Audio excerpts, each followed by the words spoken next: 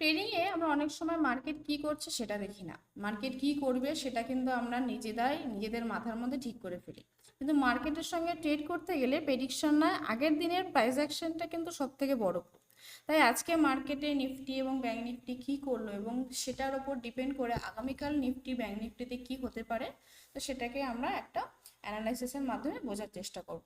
তো প্রথমে যদি আমি নিফটির কথা বলি, তো নিফটি আজকে যেখানে ক্লোজিং দিয়েছে, একটা সেলিং ক্যান্ডেলে ক্লোজিং দিয়েছে, তো মার্কেট যদি আগামীকাল কি করে, নিফটির পিডিএইচ বা পিডিএর এর কাছাকাছি ওপেন হয়, ধরুন পিডিএইচ এর কাছাকাছি যদি ওপেন হয়, লাইক এই যে এরিয়াটা রয়েছে এখানে অলরেডি আমার 15 মিনিটের একটা, সরি 1 আওয়ারের একটা স্ট্রাকচার রয়েছে।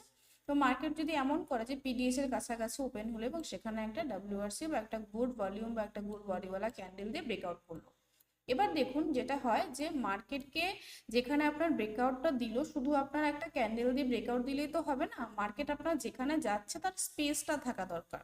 মার্কেটকে যদি যাওয়ার রাস্তা আপনি না দেখান, মার্কেট কিন্তু সেই রাস্তায় যেতে পারবে না, সেখান থেকে কিন্তু ধাক্কা খেয়ে আবার নিচের দিকে চলে আসবে। তো সেই জায়গায় দাঁড়িয়ে আমি যদি দেখি যে মার্কেট যদি এখান থেকে ক্লোজিং দেয়ও বা ব্রেকআউট দেয়ও, তো সেই জায়গায় দাঁড়িয়ে মার্কেট ঠিক এতটুকু যেতে পারে, আপনার টার্গেট কতটুকু হতে পারে, 69 পয়েন্টের টার্গেট হতে পারে, ঠিক আছে। তো সেটা যদি আপনার কাছে মনে হয় যে না, এটা আমার রিক্সের সঙ্গে অ্যাপ্রুভ করে চলতে পারবে বা আমার রিক্সের সঙ্গে ম্যাচ করে চলতে পারবে, দেন আপনারা সেখানে ট্রেড নিতে পারেন।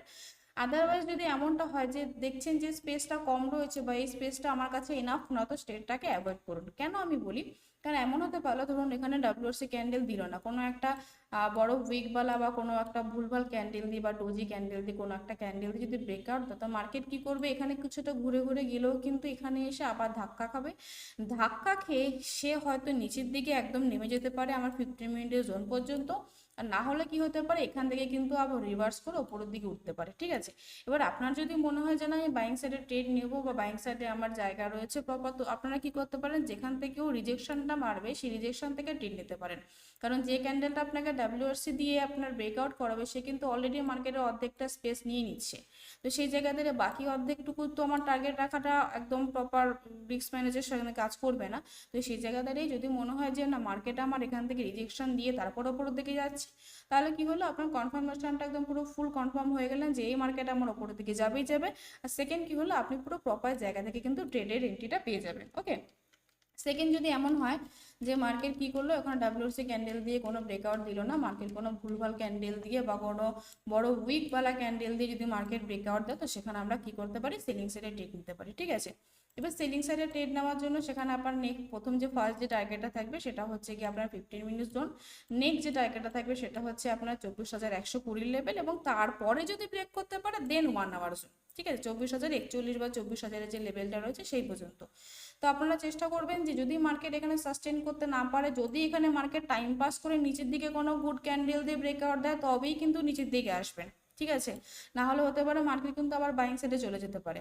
ওকে, আর নেক্সট যদি আমরা ধরি যে মার্কেট কি করলে আগামীকাল পিডিএল এর কাছাকাছি ওপেন হলো, লাইক মার্কেট কি করলে একদম পুরো এই জায়গাটা এই লেভেলটা ওপেনিং হলো, তো মার্কেট যদি এই 15 মিনিট জোনের কাছাকাছি ওপেন হয় বা সাপোর্ট জোনের কাছাকাছি মার্কেট যদি এখানে ওপেন হয়, তো মার্কেট কি করবে, সেখানে যেহেতু এখানে আমার বায়ার অ্যাক্টিভ রয়েছে, তো কি করবে মার্কেট এখান থেকে আবার ওপরে যাওয়ার চেষ্টা করবে, এবং ওপরে যাওয়ার চেষ্টা করতে গেলে মার্কেটকে প্রথমে এই লেভেলটাকে ব্রেক করতে হবে।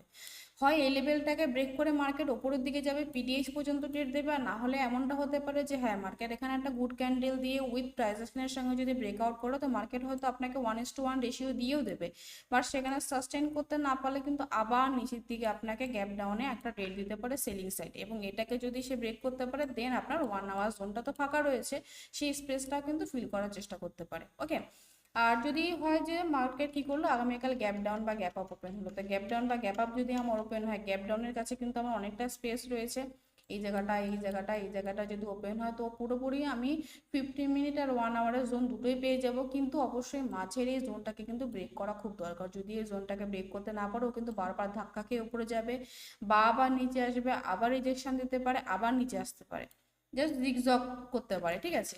আর যদি মার্কেট কি করে যে পিডিএস পিডিএল কোথাও ওপেন হলো না, মার্কেট কি করলো সাইডওয়েজ ওপেন হলো, সাইডওয়েজ মিনস পিডিএল বা পিডিএস এর মাঝখানে ওপেন হলো, অনেক সময় এমনটা তো হয় না। তো মার্কেট যদি এমনটা করে যে কি করলো, মার্কেট পিডিএস বা পিডিএল এর মাঝখানে ধরুন এই জায়গাটা বা এই জায়গাটা ওপেন হলো, তো নিচের দিকে ওপেন হতে পারলে আপনার এই জোনটা ব্রেক করতে হবে। আর যদি মিডিলে ওপেন হয় তো সেখানে ডিরেক্টলি আপনারা কিন্তু কোনো ক্যান্ডেল এই পর্যন্ত বা এই জোন না যাওয়া পর্যন্ত আপনারা কোনো ক্যান্ডেলের ট্রেড নেবেন না, কারণ এখান থেকে সে ধাক্কা খেয়ে আবার নিচের দিকে আসতে পারে। কারণ এখানে যে সেলারটা রয়েছে দেখতে পাচ্ছেন, তো এই সেলারটা কিন্তু পুরো এতটা সেল ট্রেড নিয়ে চলে এসছে। তো এই সেলারের হাইটাকে ব্রেক করা কিন্তু খুব, সরি, লোটাকে ব্রেক করা কিন্তু খুব দরকার। যদি এমন মনে হয় যে মার্কেট এতটা দূর থেকে উপরে গেছে, দেন যদি সেই নিচের দিকে আসতে চায়, তবে এই যে সেলার যে আমার 1 আওয়ারের জোনটাকে ব্রেক করেছিল বা জোনটাকে ব্রেক করার চেষ্টা করেছিল, তার লোকে ব্রেক করা কিন্তু খুব দরকার। যদি সে তার লোকে ব্রেক করতে পারে, দেন কিন্তু মার্কেট নিচের দিকে আসবে।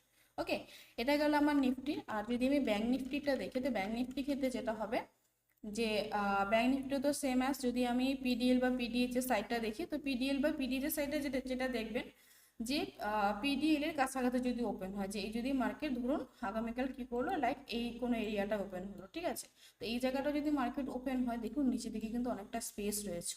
তো যেহেতু মার্কেট আগে আমার আজকের দিনে একদম পুরো নিচের দিকেই ছিল, তো সেই জায়গায়, সরি, গতকাল মার্কেট নিচের দিকেই ছিল, প্লাস সেখানে অনেক সেলারও অ্যাক্টিভ হয়েছিল। তো মার্কেট যদি চেষ্টা করে যে এই জায়গাটা ওপেন হওয়ার পিডিএল এর কাছাকাছি, তো সেখানে কিন্তু মার্কেট নিচের দিকে যাওয়ার চেষ্টা করবে। আর যদি ওপরের দিকে যায়ও, দেন এখান থেকে কিন্তু আবারটা বাউন্স ব্যাক খেয়ে নিচের দিকে আসতে পারে, ঠিক আছে। আর যদি হ্যাঁ মনে করে যে না আমি ওপরের দিকে যাব, যদি এই জোনটা ব্রেক করতে পারে গুড ডব্লিউসি ক্যান্ডেল দিয়ে, দেন আপনাকে প্রথম টার্গেট দেবে পিডিএইচ পর্যন্ত, এবং তারপরে যে টার্গেট হবে সেটা হবে 58,000, যে 250-এর যে লেভেলটা রয়েছে সেই পর্যন্ত। ওকে, আর যদি মার্কেট এমনটা করে, দেখুন আজকে যেটা হয়েছে সেটা হচ্ছে কি হয়েছে, যে আজকে ব্যাংক নিফটি কি করেছে, সারাটা দিন জাস্ট এরকম এরকম এরকম এরকম করে ঘুরেছে, ঠিক আছে। তো সেই জায়গা দাঁড়িয়ে আগামীকাল একটা ব্রেকডাউন বা ব্রেকআউটের একটা চান্সেস থাকতে পারে, কারণ এতক্ষণ ধরে সময় কনসলিডেশন করার পরে এই যে লাস্ট ক্যান্ডেলটা আজকে দিয়েছিল, এটা কিন্তু চেষ্টা করেছে যে জোনটা রয়েছে সেটাকে ব্রেক করার, বা স্ট্রাকচারটাকে, এই যে স্ট্রাকচারটা রয়েছে সেটাকে ব্রেক করার চেষ্টা করেছে, বাট পুরোপুরি এখনো ব্রেকআউট করে উঠতে পারেনি। দেখা যাক আগামীকাল কি করে।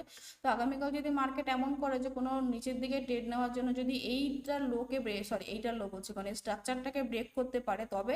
আর যদি এই যে ফার্স্ট ক্যান্ডেলটা ছিল, যে ক্যান্ডেলটা আমাকে বাইং সাইডে ট্রেড দিয়েছিল, যে ক্যান্ডেলটা একদম সব থেকে বড়, তো এর লোকে যদি মার্কেট নিচের দিকে ব্রেক করতে পারে, এতটুকু যদি মার্কেট নিচের দিকে ব্রেক করতে পারে, এইভাবে এইভাবে এসে যদি এখানে ব্রেক করতে পারে, তবে কিন্তু মার্কেট ধরাম করে নিচের দিকে পড়বে। ওকে, তো এই যে লেভেলটা রয়েছে বা এই ক্যান্ডেলটা যেটা রয়েছে, এই ক্যান্ডেলের লোকে ব্রেক করা কিন্তু খুব দরকার।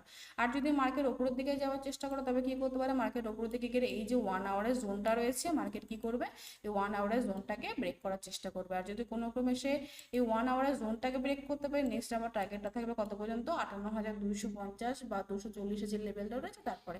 আর তারপরে আমার একদম পুরো স্পেস ফাঁকা রয়েছে, আপনারা চাইলে সেখানে বোনাস পয়েন্টও পেয়ে যেতে পারেন। তো বোনাস পয়েন্ট হিসেবে আপনি এই স্পেসগুলো ইউজ করতে পারেন। আদারওয়াইজ কি করতে পারেন, মার্কেট আবার কিন্তু বাউন্স ব্যাক খেয়ে বা রিজেকশন পেয়ে কিন্তু আবার নিচের দিকে আসতে পারে। ওকে, তো যাই হোক, এটা ছিল আমার অ্যানালাইসিস। আর আপনারা যারা ট্রেড করবেন তারা অবশ্যই রিস্ক রিওয়ার্ড মেনটেন করে দেন ট্রেড করবেন, আর অবশ্যই রিস্ক মেনটেন করবেন, ঠিক আছে। যাই হোক, আই হোপ আপনারা কিছুটা হলো জানতে পেরেছেন। And thank you for watching.